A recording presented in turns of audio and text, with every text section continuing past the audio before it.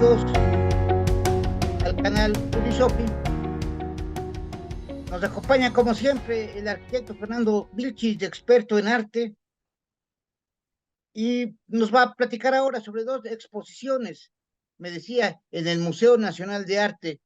¿Qué nos puede decir al respecto, Fernando? Bienvenido seas. Muy buenos días. ¿Qué tal, José Manuel? Y buenos días a tu auditorio.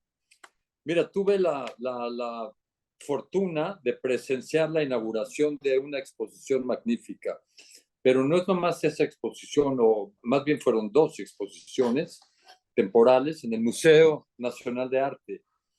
Lo más interesante es eh, vivenciar esas dos exposiciones en ese recinto tan maravilloso. El edificio es de Silvio Contri, y junto con los edificios que están enfrente, Correos, el Palacio de Correos, que también es de Silvio Contri, y sobre todo el muy festejado edificio de minería que se debe al arquitecto Manuel Tolsá. Y como un homenaje a este gran arquitecto, que además fue director de la Academia de San Carlos, eh, tiempo atrás, unos 20 años atrás, o posiblemente más, posiblemente 30 años, se estableció ahí, se ubicó ahí la famosa estatua del caballito. Se genera ahí al frente de estos tres edificios una plaza que bien puede compararse con la Plaza Capitolina de Roma o con las grandes plazas, la Plaza Vendôme, no nada más por el espacio tan magnífico que se genera entre estos tres edificios, son más edificios que circundan esta plaza tan bella, pequeñita. Es un rincón de la ciudad que a veces uno pasa y no lo percibe. Ahí también confluye la calle de Filomeno Mata, está sobre la calle de Tacuba, y esta plaza tan maravillosa, que solo se puede ver, como te digo, en ciudades europeas, está coronada por esta pieza tan única, donde mucha gente lo llama la Gioconda del arte mexicano, por lo importante que significa esta escultura ecuestre del emperador Carlos IV de España. Carlos IV no es una figura que se venera ni en España ni en México, Carlos de Borbón. Y está muy claro en el monumento que es una pieza que honra la belleza y está puesta ahí simplemente como obra de arte magnífica y nunca para honrar al personaje. El personaje es Carlos IV, ataviado como un César, con el bastón de mando en la mano derecha, pero es una de las estatuas ecuestres. Mucha gente piensa que es de las 4 o 5 estatuas ecuestres más magníficas del mundo. Bueno, esta estatua del caballito, que ha sido muy polémica por los errores en la restauración que se han cometido, le da puerta, abre las puertas de este museo maravilloso, el Museo Nacional de Arte, que nos recibe con las esculturas de Chucho Contreras, esculturas en bronce, el Malgré Tout, o en español, a pesar de todo, porque el gran maestro Jesús Contreras perdió una mano, perdió la mano izquierda, y entonces por eso denominó este desnudo femenino tan sensual, tan romántico como Malgré Tout. Hay otra gran escultura de él, es así de un formato muy grande para hacer una pieza labrada en mármol que se llama el fin de la fiesta, es también un desnudo femenino extraordinario. Esas son las esculturas que nos dan acceso al vestíbulo principal del Museo Nacional de Arte. Y en este mes, en estos 3 meses, de aquí a marzo, se han reservado 2 de las salas principales para exhibir a 2 artistas que vale la pena la vuelta, no nada más por vivenciar esa plaza magnífica, la Plaza Tolsá. Bueno, falta decir que el caballito es una obra escultórica de Manuel Tolsá, por eso está puesta ahí, por eso se llama la Plaza Tolsá. Este caballito que ha cambiado tanto de locación. Las 2 exposiciones a las que me refiero son las de Santos Balmori y Rodrigo Pimentel. Son 2 artistas de orígenes muy diversos. Santos Balmori es mexicano de nacimiento, de padre asturiano, de madre mexicana. Desde muy joven se fue a vivir a Chile. Bueno, primero en Asturias, luego acabaron en Santiago de Chile. De ahí muy joven, Balmori siendo muy joven, muere su madre, siendo un niño, y después, ya siendo adolescente, se suicida su padre, cosa que fue, pues, digamos, la más grande tragedia en la vida de Balmori. Balmori nació en los albores de este siglo, nació a finales del siglo pasado, a finales de 1899, o sea, a finales del siglo XIX, y de ahí sus tutores le permiten entrar a la Academia de Bellas Artes, pero más bien se lo prohíben y él decide tomar un barco y se va para España, logra ingresar en la Academia de San Fernando, luego se fue a París a estudiar y a fin de cuentas llega a México con una formación maravillosa y además un talento extraordinario, se desarrolla como cartelista, es antifascista, inclusive algunos de sus carteles y obra gráfica son premiados internacionalmente,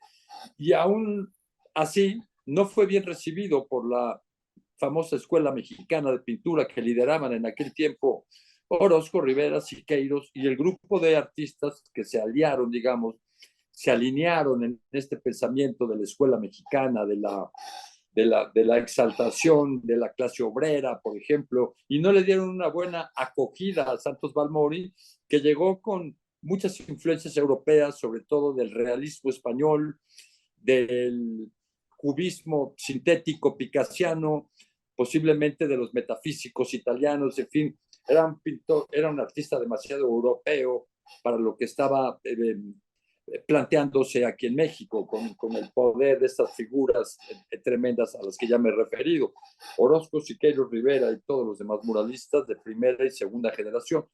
Sin embargo, Balmori siguió trabajando, básicamente dibujando, escribió varios tratados de dibujo, tratados de pintura, y se convirtió en un gran maestro de la Academia de San Carlos. Cuando estaba en Europa, inclusive ilustraba en Le Monde los artículos de Einstein y de Rabindranath Tagore. El propio Gandhi posó para él y, digamos, dedicó gran parte de su vida adulta a la docencia, y bajo su tutela se formó más bien la siguiente generación, la que llamaron la ruptura, que eso es lo que fue realmente la generación de ruptura, los que rompieron con los cánones que marcaron los tres grandes. Entonces, esta exposición de casi 200 piezas muestra una faceta de Balmori, más bien tantas facetas de Balmori, que es difícil imaginar que un solo creador se haya desarrollado en tan vastísimo universo. Hay a la mitad de la exposición un espacio reservado para sus alumnos destacados, y entre ellos hay obra de Pedro Coronel, de Rodolfo Nieto, de Gilberto Aceves Navarro, de varias de las personalidades de la generación de la ruptura que fueron formados bajo las ideas, conceptos y psicología del maestro Santos Balmori. No es tan conocido como debiera de ser por la importancia tan magnífica de su obra. Me faltó una corriente europea que también dominó o digamos estuvo muy inmerso en ella, que es el expresionismo alemán. Entonces llega a México una persona con esta formación europea, siendo mexicano, porque también le habían pedido que renunciara a la nacionalidad en favor de España para poder ser admitido en la universidad, en la Academia de San Fernando, y él rechazó, digamos, a lo largo de toda su vida, respetó su arraigo mexicano por sobre todas las cosas. No puede dejar de reconocerse como un gran artista mexicano, artista de decenas de museos alrededor del mundo. Entonces, es una invitación, hay que visitar la exposición del maestro Balmori, que está llena de sensualidad. Él se casó a lo largo de su vida, se casó con 3 bailarinas, acabó siendo director de la Academia Nacional de Danza, tiene una personalidad que se desarrolló en todas las artes, inclusive en la literatura, y hay una faceta que yo no conocía y que me dejó muy sorprendido, que es la faceta de artista abstracto, su abstracción de una calidad magnífica, muy sorprendente, que estas piezas hechas, algunas con plástico, hayan pasado, digamos, la prueba del tiempo con esta fidelidad, con esta perfección también resguardadas, porque son elementos de escultopintura, por decirlo de alguna forma, porque son bastidores que tienen, que están intervenidos con alambres y con pie. En fin, vale mucho la pena verlo porque esa faceta de Balmori tan importante, tan única, yo la desconocía. Entonces, si visitamos esta exposición, nos vamos a encarar con una gran figura, una enorme figura del arte internacional y mexicano en particular, un hombre que no debiéramos olvidar, Santos Balmori Picasso. Picasso, Esa por es una. cierto, se escribe diferente, pero se pronuncia igual que el del maestro Pablo Picasso, ¿verdad? Y otros pintores que había Bueno, Picasso, ¿verdad? ahí hay una variación en cuanto a la Z. Santos Sí. Balmori Picasso usa la Z y Pablo Picasso usa doble S, como posiblemente como usando, digamos, una referencia catalana, ¿no? Yeah. Sí hay esa diferencia, yo creo que el origen del nombre debe de ser el mismo. No son parientes ellos dos, pero bueno, pues es una gran casualidad, ¿no? Así Obviamente es. él está también muy influido por Pablo Picasso. Eran contemporáneos, Picasso es del 81 y Balmori del 99, ¿no? O sea, Picasso nació en 1881 y Balmori en 1899. Eso es. Oye, Fernando, y por ejemplo, la estatua de Carlos IV que está por ahí que comentabas, yo no sé si la habrán puesto realmente, porque pues es muy bonita y estaba ahí en la entrada, ¿no? Pero no será también porque él fue un gran mecenas del arte, se ocupó del mecenazgo también, Carlos IV, ¿no? Bueno, pues mira, claro, bueno, digamos que la corte de Carlos IV está retratada por Francisco de Goya, ¿no? Ujú. Es así. Lo que pasa es que está considerado por la historia española una especie de detractor, una especie de traidor. Abdica en favor de su hijo Fernando VII, que le entrega el imperio a Napoleón Bonaparte, ¿no? Para que fuera gobernado España por Pepe Botella, hermano de Napoleón. Entonces es considerado pues, que a mí no sé exactamente qué palabras utilizar, pero es considerado una especie de traidor en España y por eso aquí está muy claramente en el monumento. Ahí dice la cantidad de bronce que se utilizó para fundirlo, de dónde se sacó ese bronce, y está muy clara la leyenda que dice, esta estatua, esta escultura está mostrada aquí en esta plaza como objeto artístico maravilloso y no como una evocación al personaje que retrata. Está muy claro, no son las palabras exactas, pero está muy Eso es claro en por uno de ahí los entonces. costados del pedestal que sostiene la escultura. Esa es una de las exposiciones, la de Balmori, pero vale la pena. A mí la que me dejó con un sabor de boca exquisito es la que está en el piso superior de un artista que falleció a finales del año pasado, Rodrigo Pimentel. Yo no había confrontado su obra de esa manera, había visto obras aisladas de Rodrigo Pimentel, pero ver esta exposición de casi 70 piezas, óleos, dibujos, grabados, me dejó muy sorprendido. Un artista, él nació en el año 45, murió el año pasado, no llegó a los 80 años, pero bueno, llegó a los 77 años de edad. Y no es tampoco tan conocido, por eso es tan interesante que el Museo Nacional de Arte haya puesto esta exposición. Él, digamos, su tema principal, o el tema principal que vemos en esta exposición, es un rescate de las leyendas prehispánicas, pero plasmadas de una manera tan poderosa, tan estridente.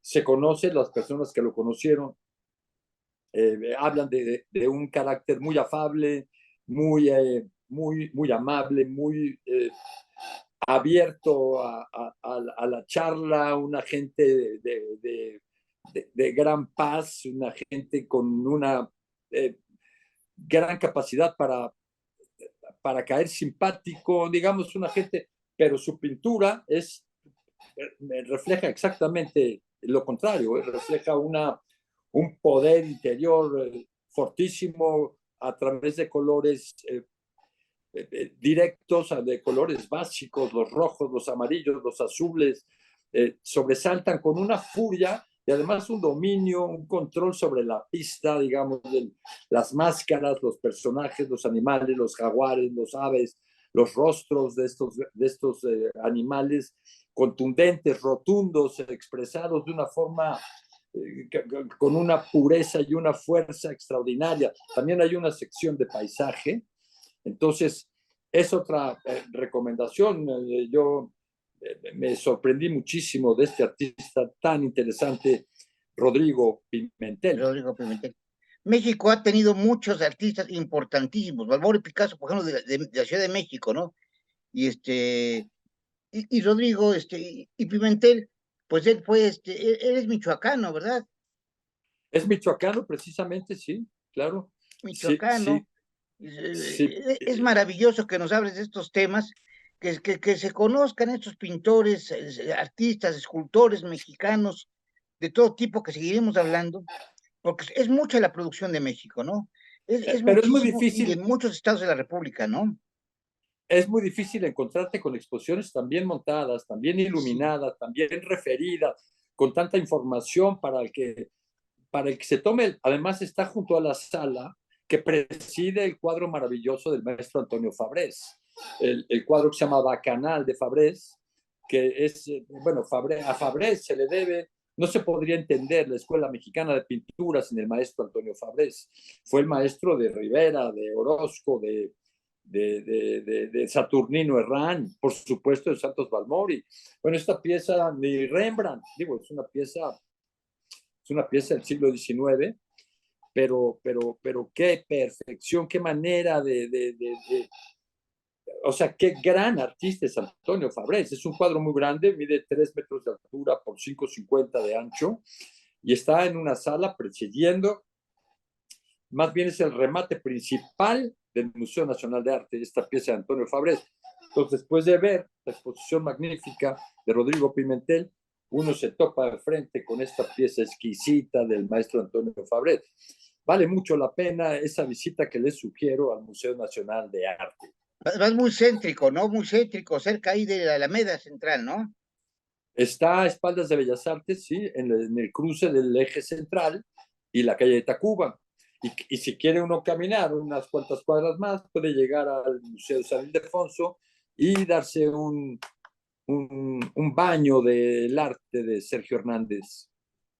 De eso podemos hablar en otra ocasión. En otra ocasión. Pues Fernando, muchísimas gracias. Eres muy amable y pues no sé si tengas que decir alguna otra cuestión, pues yo diría nada más que visiten el museo y además toda esa zona llena de museos, llena de arte, llena de bellos edificios, ¿no?